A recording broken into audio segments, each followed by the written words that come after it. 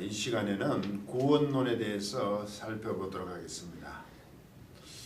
우리가 통상 구원을 얘기할 때 많은 설명들이 있습니다.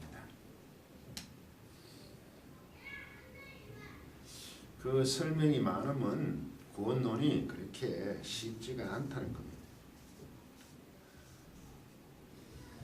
그래서 여러 부분으로 나누어서 구원론에 대한 설명들이 있습니다. 통상 구원이라 그러면 구원의 서정, 이 시간에 첫째 시간은 구원의 서정을 구원의 서정. 구원의 서정이라고 했을 때 순서에 관한 거죠. 그래서 제가 로마서 8장 30절을 대표적인 것으로 택했습니다. 직역을 해보겠습니다. 그분이 하나님이 미리 정하셨다는 그 자들을 곧 이 자들을 또한 부르셨습니다. 그리고 그분이 부르셨다는 그 자들 곧 이 자들을 또한 어렵다 하셨습니다. 그러나 그분이 어렵다 하셨다는 그 자들 곧 이 자들을 또한 그분은 영화롭게 하셨습니다. 영광스럽게 하셨습니다. 이 부분 뒷부분 가지고 우리 또 구원에서 성화라고 이 얘기도 합니다. 한글 번역을 보시면 또 미리 정하신 것들을 또한 부르시고 부르신 것들을 또한 어렵다 하시고 어렵다 하신 것들을 또한 영화롭게 하셨느니라 이렇게 되어 있습니다. 그 구원론을 살펴보면 어려운 것은 그 구원에 있어서 주체는 하나님이기 때문입니다. 왜? 하나님이 그 구원의 모든 것을 뜻, 계획, 의지 가운데 이루셨고 그것을 우리가 제대로 알기는 거의 불가능에 가깝기 때문에 그래서 우리는 구원론을 설명할 때 하나님 편에서 설명하고 또 이해를 돕기 위해서 인간 편에서도 설명을 합니다. 그러면 나중에 서로 충돌이 나는 것 같습니다. 그래서 제가 어렵다고 합니다. 우리가 이해하기에는 우리 이해 범주를 조금 지나는 인간의 이성의 한계를 넘는 그런 부분은 우리가 통상 구원의 시작할 때 첫째 소명이라고 그러죠. 콜링 불렀다. 하나님께서 부신. 두 번째는 중생, 거듭남 이렇게. 세 번째는 회심. 이거 회개, 돌이킴 이래 됩니까? 회심 이걸 믿음으로 하네. 설명되어 있는 대로 해보겠습니다. 네 번째는 칭의, 어렵다 하심.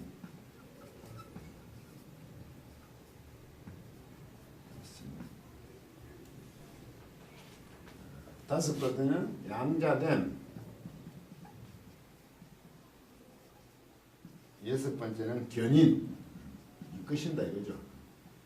일곱 번째는 여섯 번째 성화.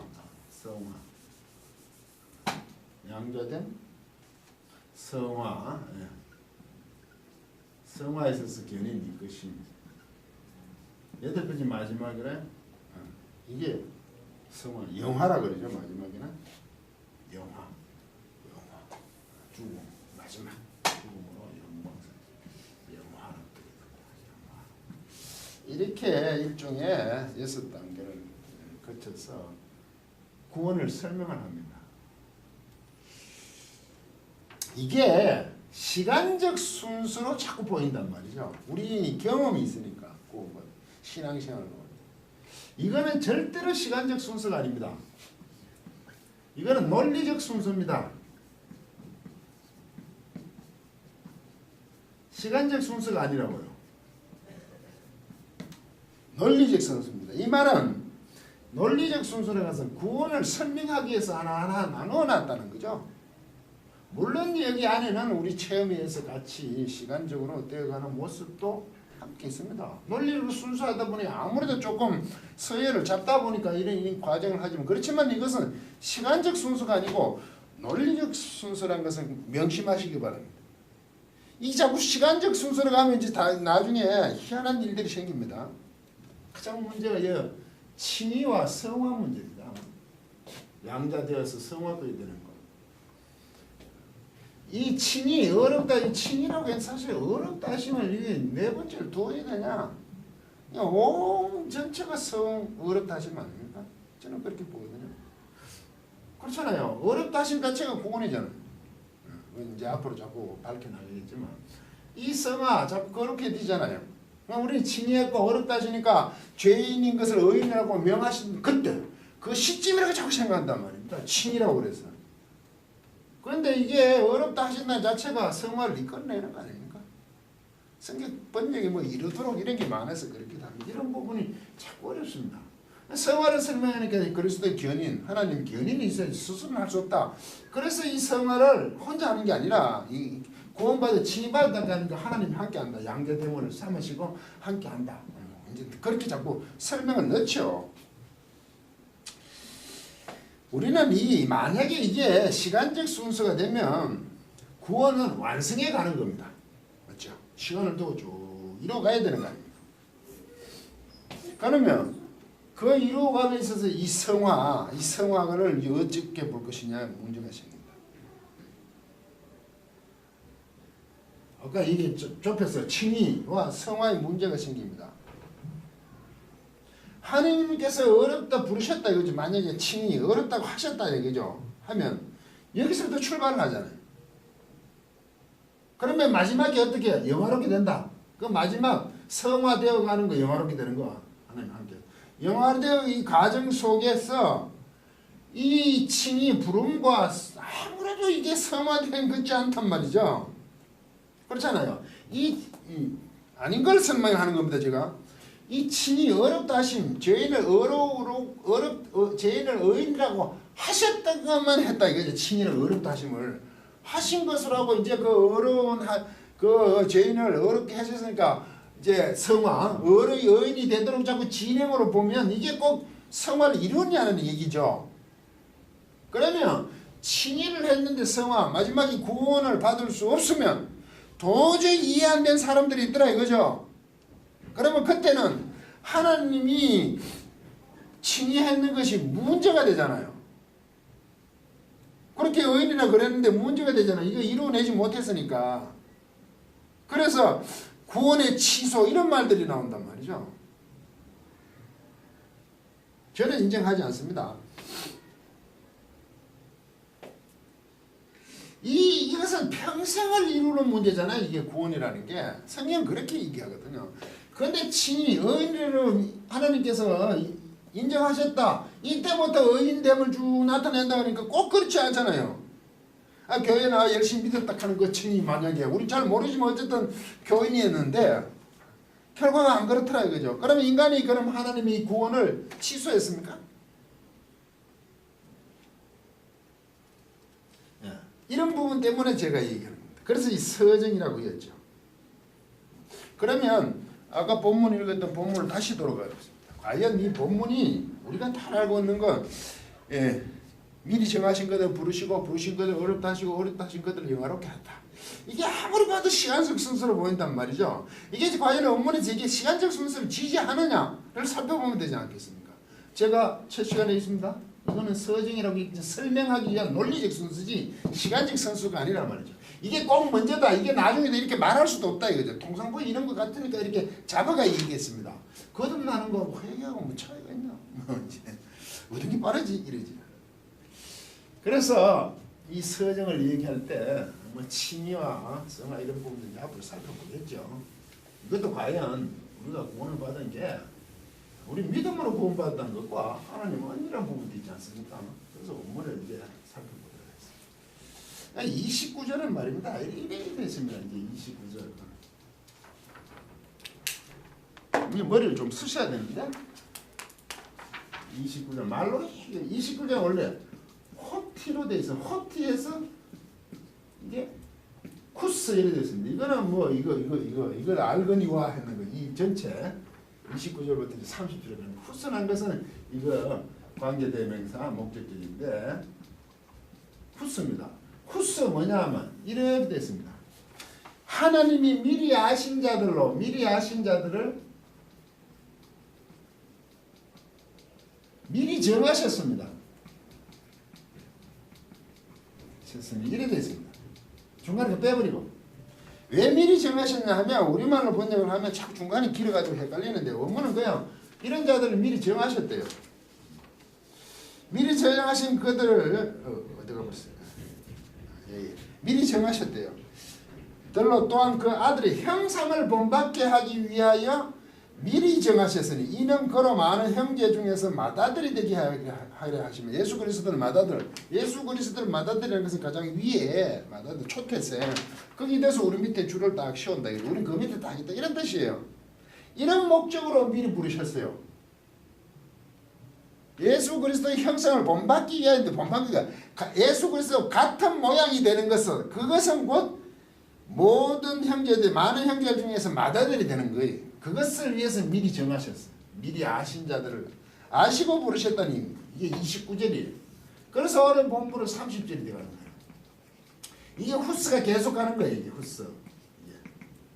이래 하고 후스요. 정하셨으니 이거죠. 이게 동사입니다. 동사. 아십니까? 그럼 30절에 가면 어떻게 되냐? 후스. 여기 있어요. 이렇게. 요거는 미리 정하신 자들을 미리 정하셨잖아요. 미리 아신 자들을 정하셨으니까 미리 정하신 자들을 부르셨어요.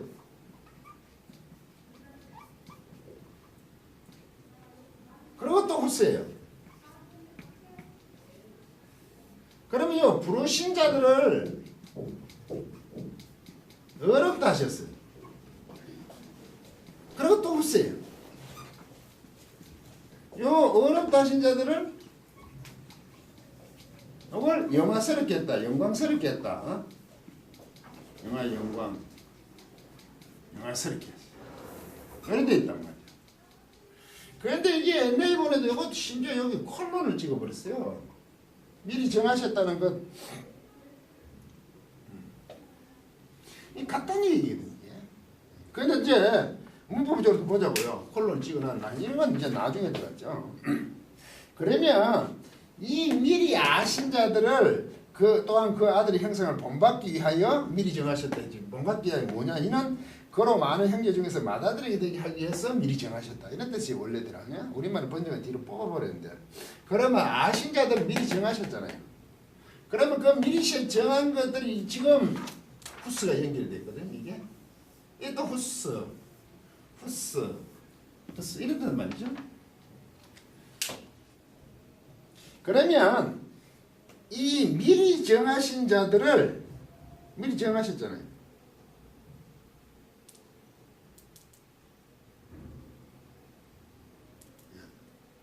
미리 정하신 자들, 이 미리 정하신 자들을 이게 에칼레야,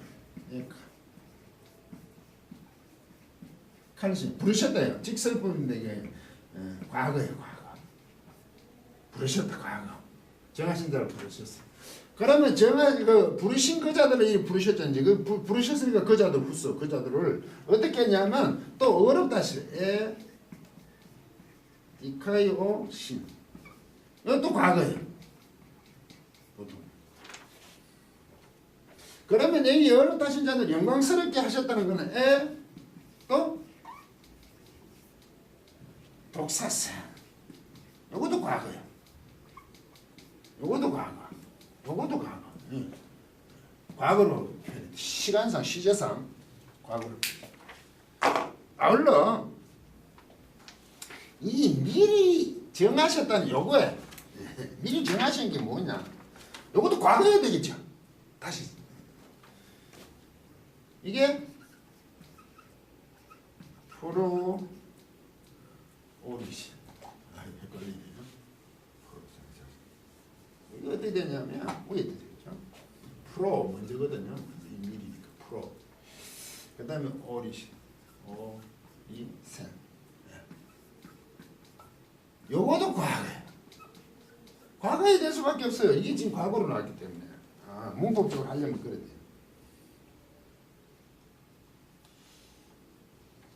이제 문법적으로 좀 복잡한데 이런 거죠. 미리 아신 자들을 뭡니까 그 아들의 형상을 본받게 그 아들의 형상과 똑같게 하는 거죠.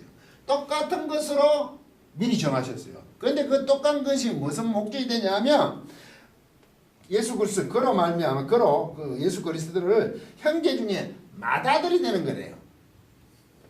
그러면 예수 그리스도가 맏아들이요. 초태생이라고 이렇게 이제 치는 거죠. 초태생 처음이다 이거죠. 우리 교회의 머리하고 같은. 그럼 우리는 여기에 딱 들어가야 돼요. 맏아들이 우리 밑에 들어가야 돼요. 왜? 하나님이 아들을 보내서 우리를 양자를 삼았기 때문에 그렇죠. 아들 개념을 보면 맏아들. 그럼 우리는 여기 쭉 이렇게 들어가겠죠. 그 얘기를 지금 하고 있는 거예요. 후스. 문법적으로 설명해서 조금 머리 아프지만 논리적으로는 이해가 되시죠? 이게 시간 순서가 아니라는 것을 제가 지금 설명하려고 그러잖아요. 이 말은 무슨 얘기냐 하면 하나 한 번 설명하고 또 하고 또 하고 또 하고 하면 내용이 굉장히 풍성해져요. 한 번 미리 정하신 아신 자들을 부르셨다. 어? 그 아들의 형상을 본받게 하여 형제 중에 이제 맏아들 되겠어. 이렇게 딱 하고 나면 이 내용을 다 설명할 길이 없는 거지 사도 바울도. 이 안에 드는 내용이 굉장히 벅차다는 거죠. 엄청나다는 얘기죠. 그래서 한 번 더 하고 한 번 더 하고 한 번 더 하는 거예요. 이게 헬라의 합법이 히브리어도 이래요. 언어는 이런 게 많죠. 그 제가 딱 예를 들잖아요. 예수님께서 나는 길이요 진리요 생명. 예수님이 길이요 진리요 생명이라고 하면 여러분 자꾸 어떻게 생각하십니까? 하나하나로 생각하죠. 이거 같은 겁니다. 길이자 진리자 생명입니다. 그러면 우리는 어떤 길이냐? 진리는 생명인 길이다. 이런 느낌이 오죠. 그냥 예수님께서 나는 길이요. 그러면 길 다니는 길인가? 이렇게밖에 안 되잖아요. 근데 진리라고 하면 그게 참된 길이고 이렇게 알잖아요. 그런데 그 참된 길은 뭐냐? 생명이 있는 길이다. 이렇게 아는 거 아닙니까? 여호와는 나의 요새시요 산성이시요 방패시니. 그럼 각각 하나입니까? 그만큼 굳건하시다는 거죠. 든든하시다는 얘기 아니에요. 똑같은 거죠. 이건 단어를 써서 하는 얘기고 이거는 이제 문장을 써서 하는 얘기로 저는 본단 말이죠. 이게.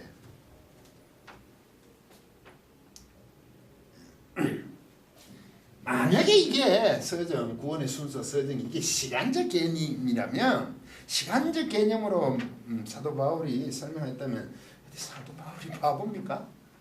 학자 중에 학자잖아. 미리 정하신 거하고 뭐 부르신 거는 과거로 쓰고 어렵다 하신 거는 현재고 영화롭게 나는 게 미래를 써야 되잖아요. 뭐 어떻게 시제를 좀 바꿔야 되잖아요. 하지 않았다고. 동일한 과거를 사용했다고 지금. 그러면 정하신 것이나 부르신 것이나 어렵게 하신 것이냐 영화롭게 영광스럽게 하신 것이 다른 말이 아니라고 똑같은 말이라고. 그렇지만 하나하나 얘기하면 미리 정하신 것이 뭐냐면 부르심이야. 그게 미리 정하신 것이 그것을 끝내는 게 아니죠. 그 불렀다는 것 자체가 우리가 어렵다는 거예요. 우리가 어렵다는 자체가 영광스러운 거잖아요. 그럼 미리 정하신 것 자체가 영광스러운 거지 벌써. 이해가십니까 이거? 연결을 이렇게 해놓는 본문의 문장이라도 말입니다. 그런데 우리가 이것을 할 때 자꾸 우리말 번역 보면 순서로 되어 있잖아요. 이게 언어의 간극이라 그러거든요. 표현이 그래밖에 되지 않아요. 이걸 딱 보면 하면 이게 아니구나 하는 거 시제를 좀 따져보면 되는데 우리말 자꾸 순서대로 되니까. 그리고 또 이 혼란이 오는 것은 우리 인생 속에서도 꼭 이런 것 같거든. 구원은 한순간의 문제가 아니거든. 일평생 주고 이루어지는 게 구원이잖아요. 마지막에 이제 하나님한테 나라에 돌아가지만 실제 한 사람에게서 이 구원이라는 하나님께서 개입하심이 어렵다 하심이 일평생 동안 그것이 구원의 관계를 이어나가는 거잖아요. 저는 그렇게 보거든요. 하나님께서 어렵다 하셨다. 그러면 어렵다 하심에 맞게 하나님은 계속 우리에게 요구를 하신다고. 그런 거지. 어렵다 하신다 해놓고 네가 잘 사나 안 사나 보자. 정말로 성화 그렇게 지는가? 안 그렇게 주면 땡. 그렇게 지면 합격 오케이. 그런 하나님이 아니라는 거죠. 제가 조금 흥분한 것은 자꾸 이해를 우리식으로 하는 거죠. 우리말식으로. 자기식으로 한단 말이에요. 성경은 이렇게 써 있는데도 결론적으로 이 구원의 서정 순서를 했을 때 절대로 시간적인 개념이 아니고 내 경험상에는 이 시간적인 그렇게 어느 정도 맞게 설명을 했겠죠. 지금 소명부터. 왜? 설득하기 위해서 책은 그렇게 쓰잖아요. 조직신학에서는. 근데 성경신학, 성경에서도 이렇게 되어 있는데도 그렇게 설 수밖에 없단 말이죠. 그 절대로 시간적 순서가 아니라 논리적 설명하기 위한 순서라고 반드시 명심하고 강의를 계속 들어주셨으면 고맙겠습니다. 끝까지 경청해 주셔서 고맙습니다.